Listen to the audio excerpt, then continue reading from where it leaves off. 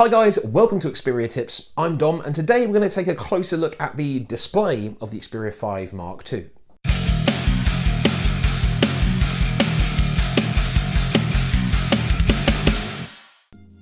Okay, first let's run down some of the similarities between the 5 Mark II and the premium flagship, the 1 Mark II that was released earlier on this year.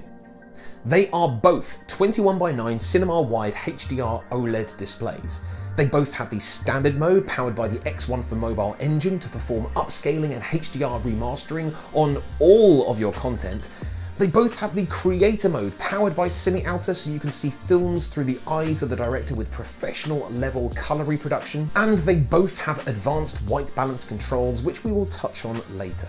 But this is where they start to differ. The Xperia 1 Mark II is a 4K display, whereas the 5 Mark II is Full HD+. But to be fair, that kind of makes sense because the 5 Mark II is a more compact design. And now the 5 Mark II supports a 120Hz refresh rate, so loads of things look way smoother on this screen, such as your scrolling, your Android animations, your movie content. Actually, not your movie content. I'll explain why. Your movie or video content was most likely filmed in 24, 25, 30, 50 or 60 frames per second. So a 120Hz refresh rate won't really affect the frames per second in that content.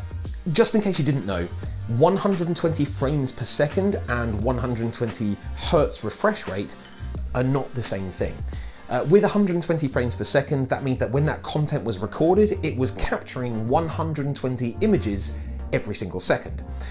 But 120Hz refresh rate means that the screen on which you're watching that content is refreshing that image 120 times every second. So will having the 120Hz refresh rate display improve my movie watching experience?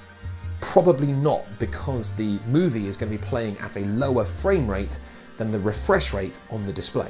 But what about gaming? Oh yes, it can definitely improve your gaming experience because a lot of the new high performance Android games can run at 120 frames per second. So when you combine that with a 120Hz refresh rate screen on the 5 Mark II, it's going to look it's going to look real good. But also, there's a few more tricks up the sleeve of the 5 Mark II, which I will cover in the gaming video. So if you haven't watched it, go watch it. If it's not come out yet, just make sure you like, follow, and subscribe so you don't miss it. But yeah, this thing's an absolute beast when it comes to gaming.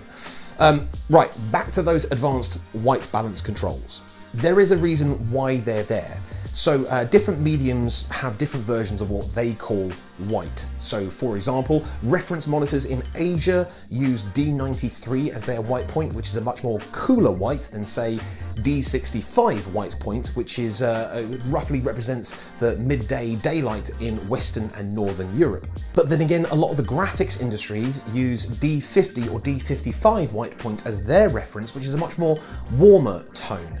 Now the cool thing about the advanced white balance settings within the display of the Xperia 5 Mark II and the 1 Mark II is that you can dial in those settings depending on what you're using the display for. So whether you're editing photos ready for printing or whether you want a more cinematic immersive experience, you can tailor it to your needs. So there you have it. The Xperia 5 Mark II can offer you bravia TV quality thanks to the X1 for mobile engine.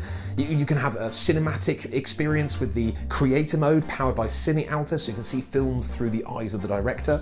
You have much smoother gameplay and better animations thanks to the 120Hz refresh rate on there. And of course you can fine tune the display for whatever you're actually using it for. And all of that in a compact design, no less. But don't forget to like, follow and subscribe, and I will see you next time for some more Xperia tips.